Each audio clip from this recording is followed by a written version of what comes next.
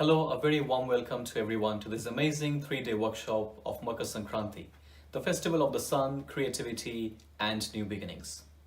We'd like to wholeheartedly invite you to attend all the 3 sessions, which are quite informative, joyful, and would definitely add some value for you. We'd also like to thank the Victorian State Government for sponsoring us and to allow us to promote its multicultural vision. This 3-day workshop is presented to you by Sahaja Meditation. In this 3-day session, on day 1, we will celebrate the welcoming and celebration of the new season by exploring the classical arts in the form of music, dance, and painting. This will be followed by an insightful ecology workshop on day 2 to bring us closer to Mother Nature and to understand the significance of sun on harvesting foods and connecting us with the nature. On the final day, we'll explore the integration of various harvest festivals that are celebrated across India like Lohri, Maghi, Sankranti, and Pongal, with vibrant displays of talent in the form of dance and music, and much more. Well, today is the day where we celebrate the change of the axis of the sun, as the sun moves towards the Tropic of Cancer from the Tropic of Capricorn. This event is called as Makar Sankranti and is celebrated throughout India. This is the event for which everyone was longing for the arrival of the sun, which is deemed quite auspicious, and this event is celebrated with dance, music, arts, delicious foods, auspiciousness, spirituality, as it marks the beginning of something new, auspicious, something creative. Like when the sun comes to the earth, then the creativity of Mother Earth starts manifesting, and she creates the beautiful flowers, fruits, crops, and all the greeneries around us. The same aspect is also reflected within us, as the sun has a special significance in our lives, and the warmth of the sun accelerates the expression of creativity within us. So let's hear it from some of our distinguished presenters. We will share the aspects of creativity in the form of music, dance, and painting. Our first presentation is based on the creative aspect of music. Music allows us to feel nearly or possibly all emotions that we experience. Music always has a special place in joyous festivals, and most importantly, the Indian classical music or ragas have an impact on our spiritual being as well. And this helps us to attain a peaceful state of mind. So we have 2 of our presenters from Sahaja Meditation who would be guiding us through the benefits of music and how we can imbibe it in a positive way to enhance our inner being. My name is Bhargav. I've been practicing Sahaja meditation for the last 20 years. I'm also a student of music for the last 10 years. Hello, my name is Nicholas Buff. I'm also a practitioner of Sahaja Yoga meditation for about the last 25 years and have been studying Indian classical music for about the same period of time. Today we would like to introduce a session on music and Indian festivals, and particularly about Sankranti, the festival of Sankranti, as that is the festival that's on this weekend. Whilst there is no specific form of music to represent Sankranti, the festival promotes a forum to showcase talents, diverse talents. In Sahaja Yoga meditation, we celebrate a number of the Indian festivals, and these are celebrated not just in India but around the world. And Sankranti is one of these festivals. And music is a typical part of any celebration. It is performed by people from all walks of life, from different experiences and across all art forms. And it is also a strong catalyst to promote a shared experience of joy that goes beyond boundaries, beyond culture, and beyond sort of age.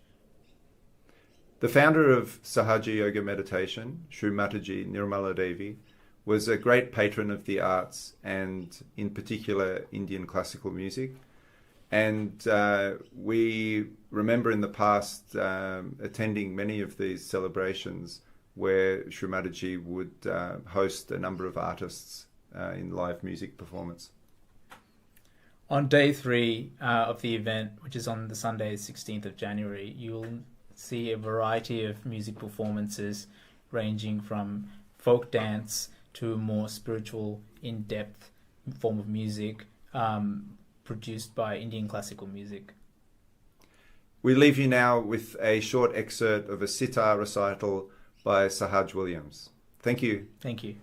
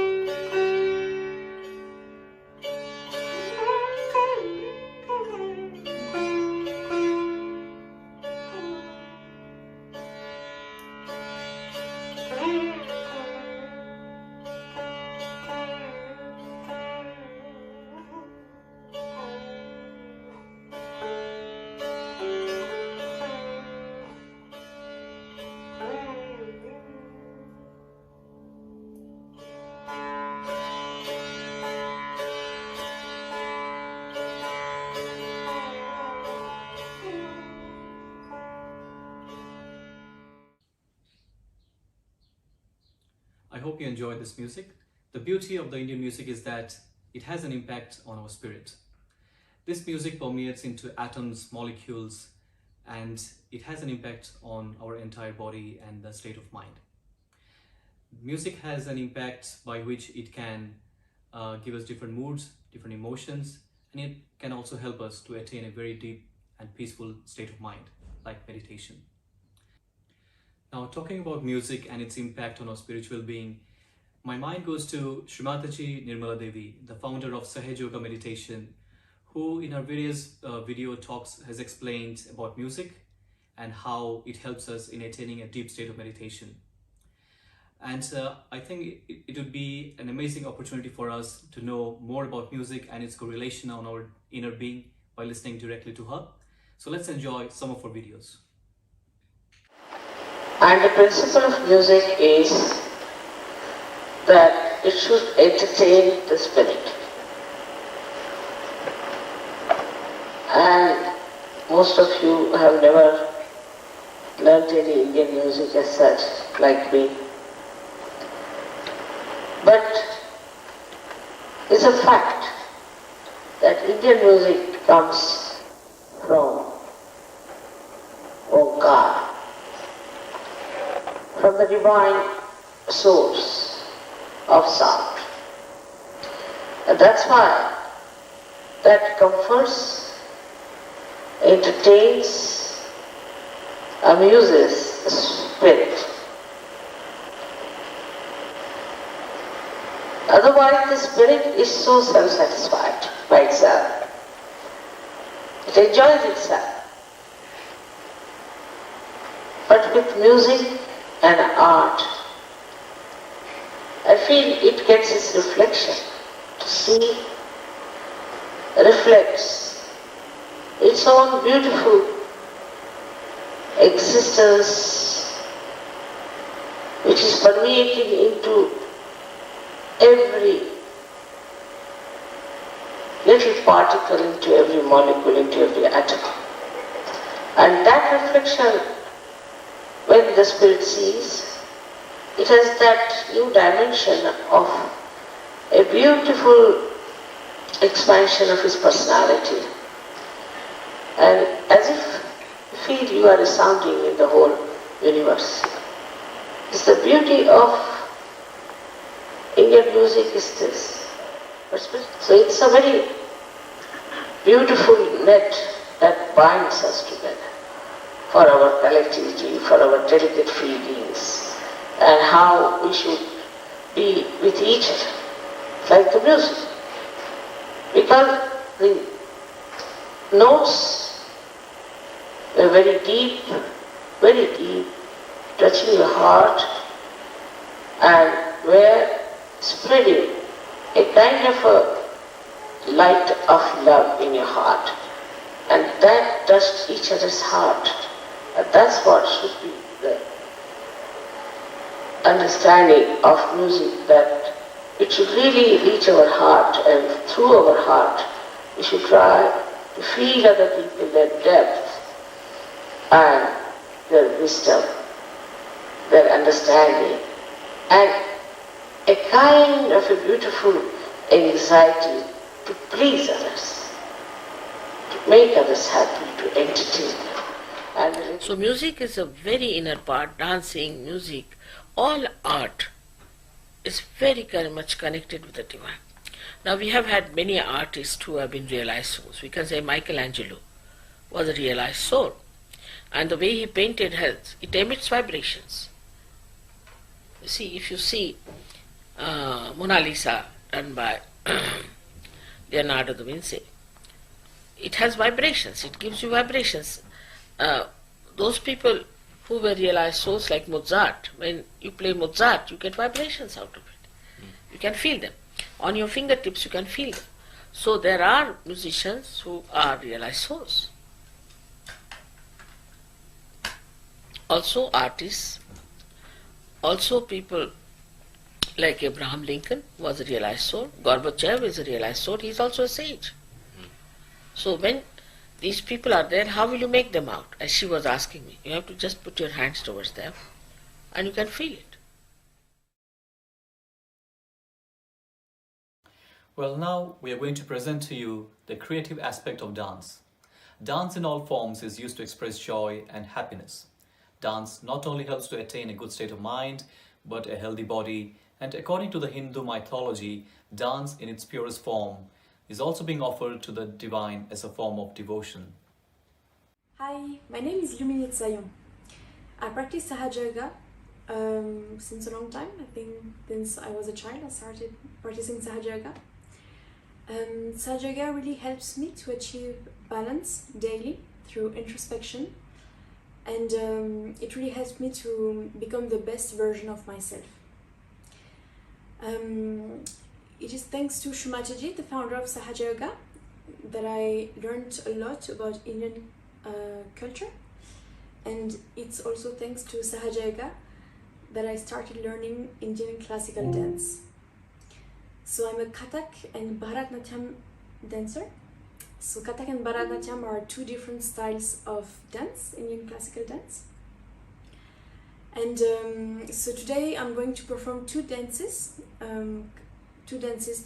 dances.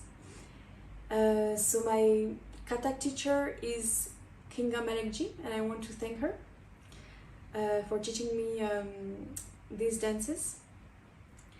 India is rich with so many Indian classical dance, and the thing they all have in common is the storytelling of the gods. So it's often depicted through expression and movements. So the first dance I'm going to present today is a Karak dance based on Lord Shiva, the god Shri Shiva, who is also the god of the dance. So here is a brief translation regarding the dance to help you better understand the meaning of it. So I'm just going to show you the movements that I'm going to dance. O Lord Shiva, your body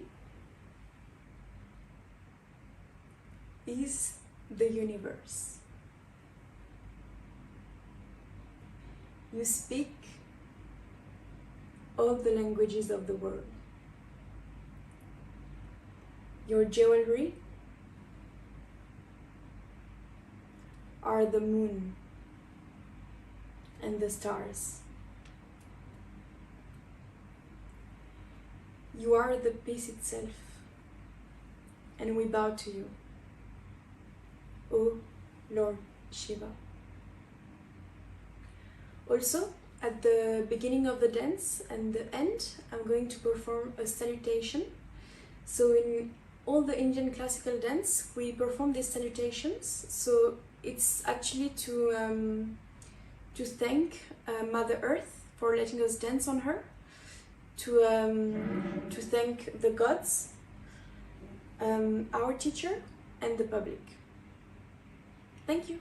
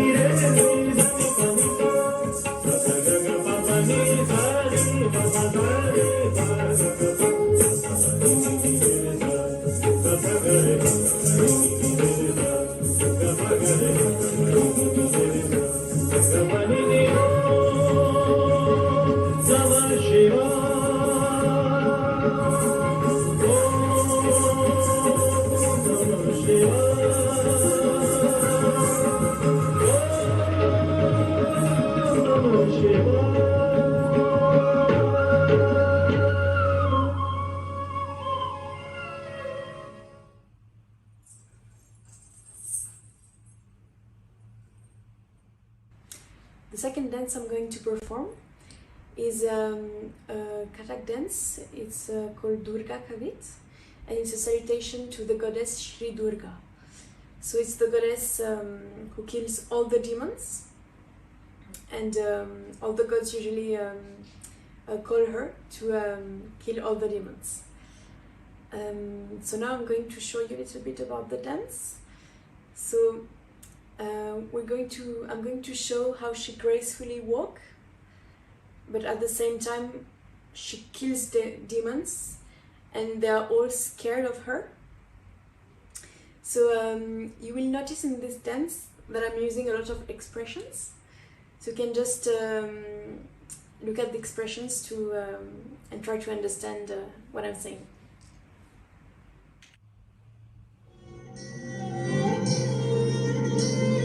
J T Durga Na Che Chang Chang U Ji Ke Ji Ji Ka Ta Cha Le Chan Chan Ma Ra Na Na Su Da Ra Chu Che Chu Chu Cha Na Na Na Na Na na ta thi ta ta thi ta thi ta ta thi ta ta thi a thi ta ta thi ta ta thi thi thi thi thi thi ta ta ta ta ta tha ta ta tha ta ta tha ta ta tha ta ta tha ta ta tha ta ta tha ta ta tha ta ta tha.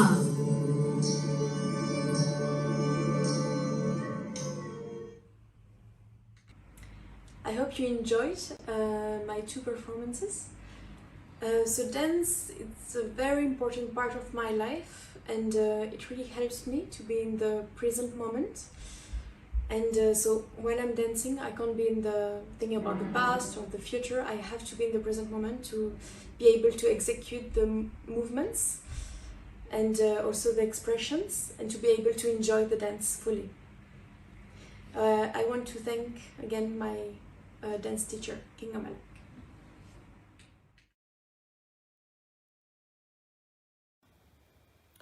Now, one of our esteemed presenters would guide you through the creative aspects of painting and how Makar Sankranti is celebrated with arts in the sky, arts on earth, and arts at home. A big hello and namaste to everyone, and thank you for attending this wonderful little collection of presentations organized by Sahaja Australia with a big help from the Multicultural Unit of the Victorian State Government. I'm honoured and excited to share with you a quick presentation on the importance and relevance of art with the traditional Indian South Asian festival of Makar Sankranti. As many know, this day is considered as the transition day of the sun northward into the Tropic of Capricorn. As you may realize, majority of the art expressed during this festival is to represent the cultural norms that have evolved over time, influenced by legends, foods, fashions, and nature. Here are a few things that may interest you about art relevant to this festival. So if I go through the different eras in art, how the origin of Indian art can be traced back to, we can date it as far back as the prehistoric settlements in the 3rd millennium BC. We can see on its way to modern times, Indian art has had cultural influences as well as religious influences from Hinduism, Buddhism, Jainism, Sikhism, and Islam as well. In historic art, sculpture in stone and metal, mainly religious, have survived the Indian climate better than any other media and provides the most of the best remains. Most of the art based on watercolor on paper and versions of paper have only been preserved around the Christian era and later. Most of the art depicts the fashions of the time, including what the artists aspired the traditions to evolve into. let's go through what we see around Makar Sankranti around the country in different homes. We see most of the places and festivals in India are marked by beautiful, elaborate, delicate, yet so temporary colored sand art called Rangoli. I'll talk a bit about Rangoli in a few minutes. Let's see where the other bits and pieces of art are manifested. So usually we see, like with any other form of art, the best of the culture and traditions around the relevant festival is manifested in various material formats. So in this case, in Makar Sankranti, which is the harvest festival, beautiful crop harvest and farm animals and wildlife and decorated mud pots overflowing with fresh harvest, springtime flora and fauna also feature prominently. Of course, the hallmark of anything to do with India is vibrant colors. So we see that everywhere in various shapes and forms. Interestingly, black is one color that is not used in any other auspicious event of or festivals in India, but it features prominently in Makar Sankranti. There are legends and stories behind this tradition as well. As you can see in these pictures, there are various ways that people decorate their houses. As the January winds are considered fresh and clean and perfect for flying the kites in India, this tradition also, like any other, has evolved over time, but the ground rules have remained the same.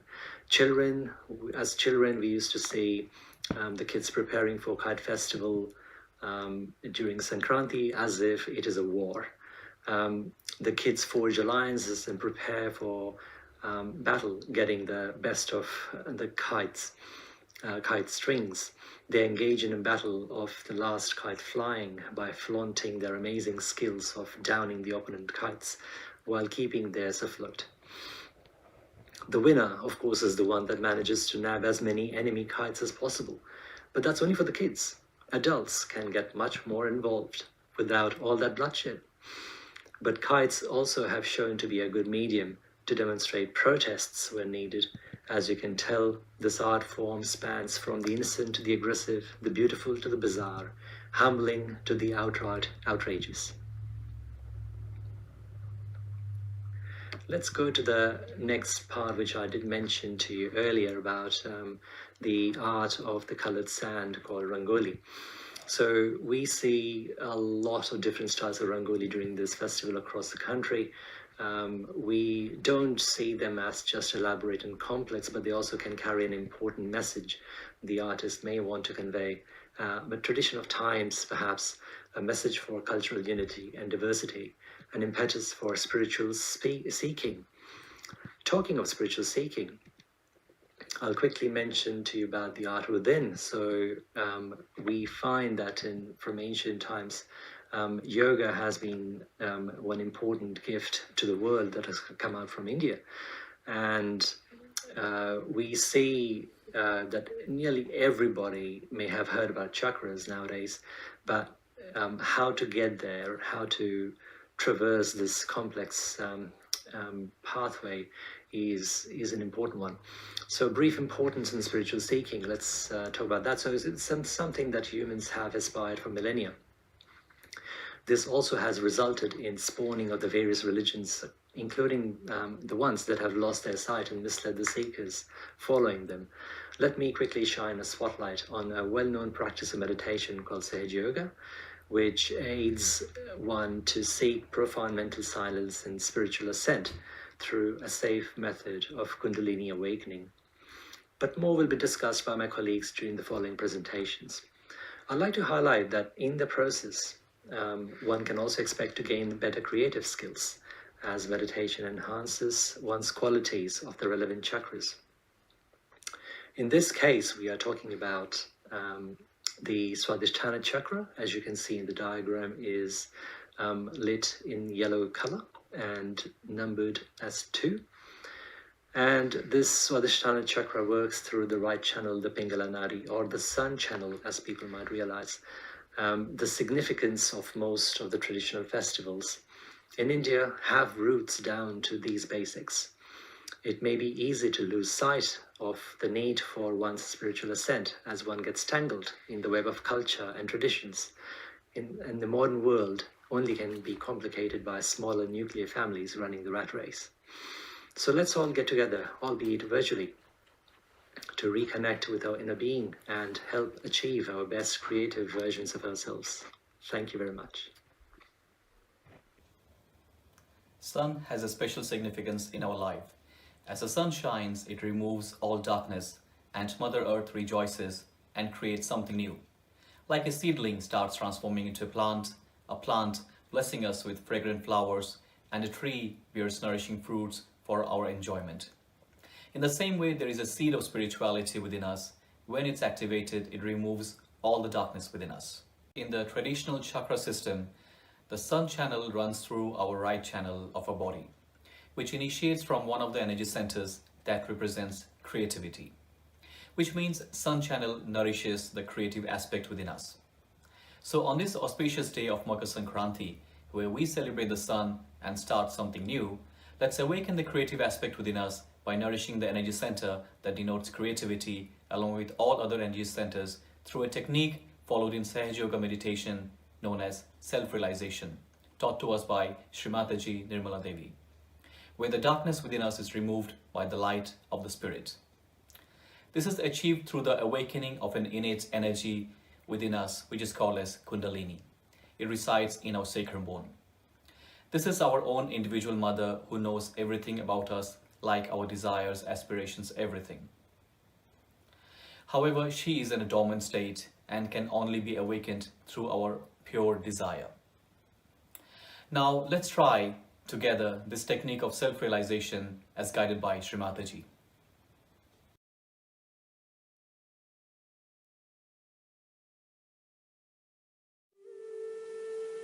Keep your eyes closed. First of all, please put your right hand on your heart.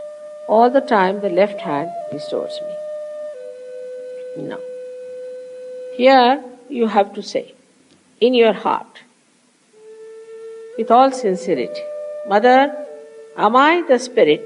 Ask the question 3 times in your heart. This is a very fundamental question.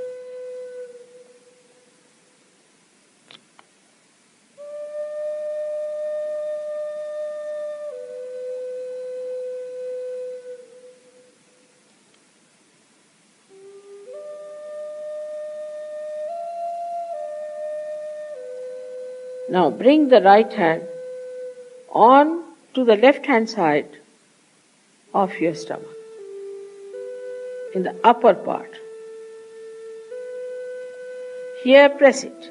Now this is the center of your mastery, your guidance, your Guru Tattva as they say. So ask a question, Mother, am I my own master? This is a question to be asked 3 times. Mother, am I my own master?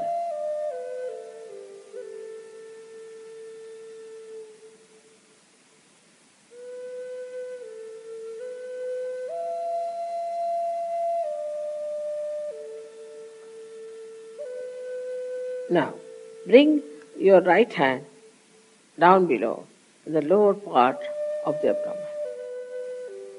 Now, this is the center from which all the divine work is done. All the pure work is done. So to ask 6 times, because this center has got 6 petals. Mother, please give me pure knowledge. 6 times you just ask. As a result of this asking, the Kundalini starts getting awakened.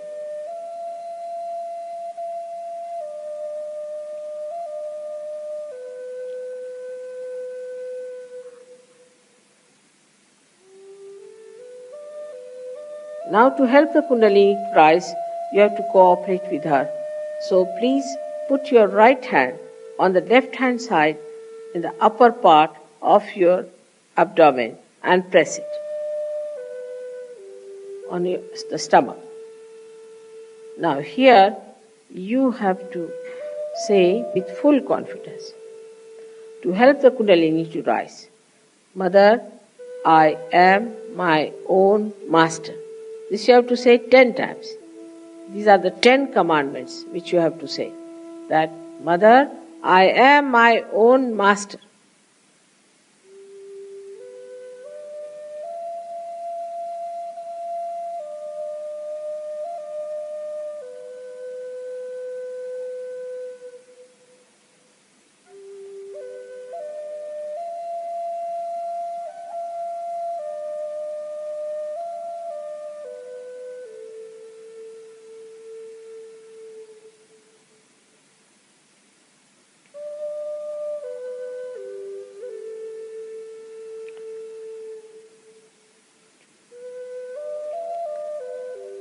Now,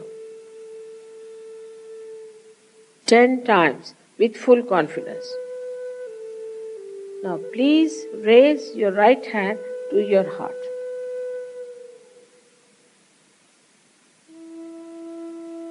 Now, here you have to say, again with full confidence, Mother, I am the Spirit. This is the truth. You are the Spirit. But you have to say with full confidence, Mother, I am the Spirit. This you have to say 12 times.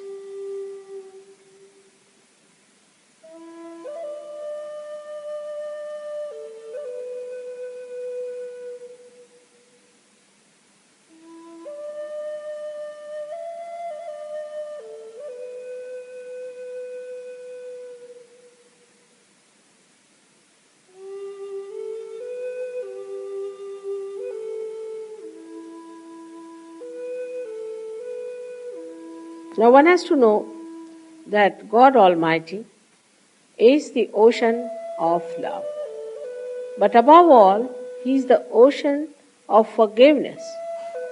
So He forgives. Whatever wrong you do, He forgives. So don't feel guilty and put your right hand across. On the left hand side, in the corner which is made by your neck and your shoulder. Now here you have to say, again with full confidence, 16 times, Mother, I am not guilty. Please say it. Mother, I am not guilty. 16 times. I am not guilty at all. Please say it.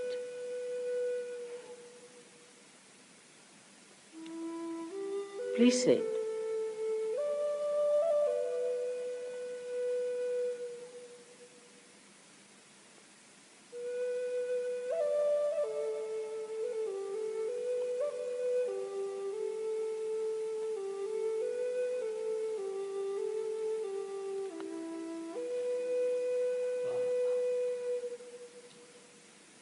Very hot.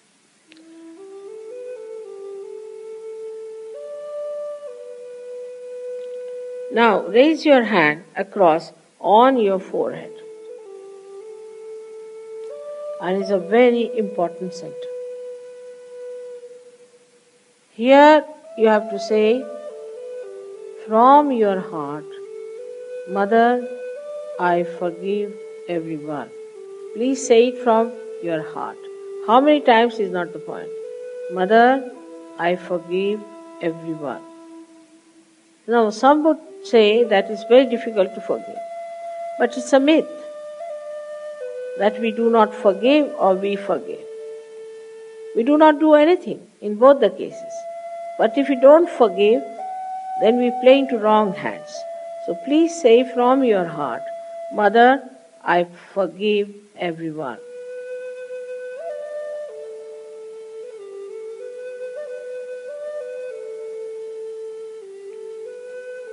Now please take your hand on the back agya, the same center, on the back side of your head and allow your head to rest on it and push it back a little bit.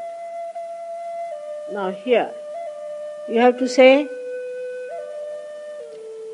for your satisfaction, because you always feel guilty, that, O Divine, if I have done anything wrong, please forgive me.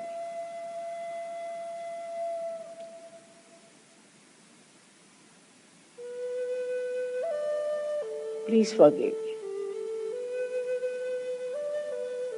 From your heart. Stretch your hand fully and put your center of your palm on top of the fontanelle bone area, which was a very soft bone in your childhood. Press it hard. Press hard your scalp. Now you have to move it 7 times, saying one thing which you have to ask for. Mother, please give us my self-realization, because I cannot force on you. So you have to ask for it. 7 times, press it hard and move it 7 times, very hard. Slowly, saying that.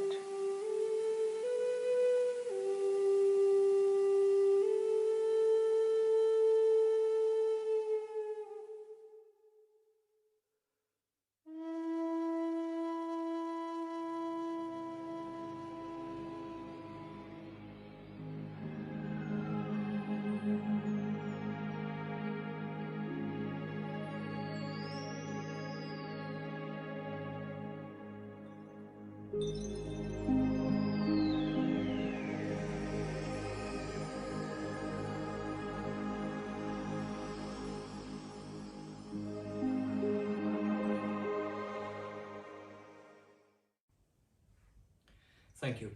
I hope everyone is feeling quite peaceful and relaxed after doing this self-realization exercise.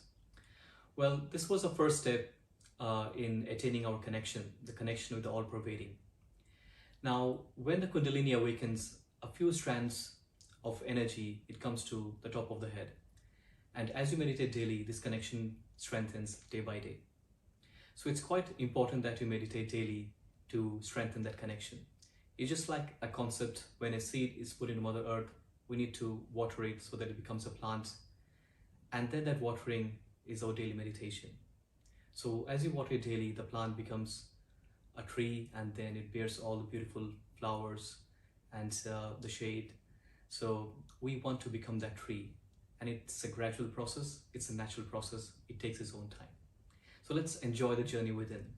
And to enjoy that, we have a lot of resources of Sahaja Yoga that's available free of cost. And you can join us by practicing this meditation either in person, online, or at your own pace whenever you get time. To continue this beautiful journey, we can either join an in-person class where there will be a lot of classes available to you, and you can list down the class nearest to you by logging on to our website freemeditation.com.au. All these classes are conducted free of charge. There is no obligation, and you can join and attend at your own convenience as per the timings listed in the website. There's also an option for you to log in online, because majority of our classes are held online. You can either log into our live YouTube channel, or you can log into our website freemeditation.com.au, where all the classes are listed. Apart from that, if you want to learn about this meditation at your own pace, you can look out for resources that we have listed in our website freemeditation.com.au, where you have silent meditations, meditations with music, and a plethora of resources. I hope you will find these resources quite useful, that will help you in your journey. Hope everyone enjoyed today's session, and we would be eagerly waiting for you to attend the Day 2 session, which will be focused on an insightful ecology workshop that would bring us close to Mother Nature. Thank you, and have a great day ahead.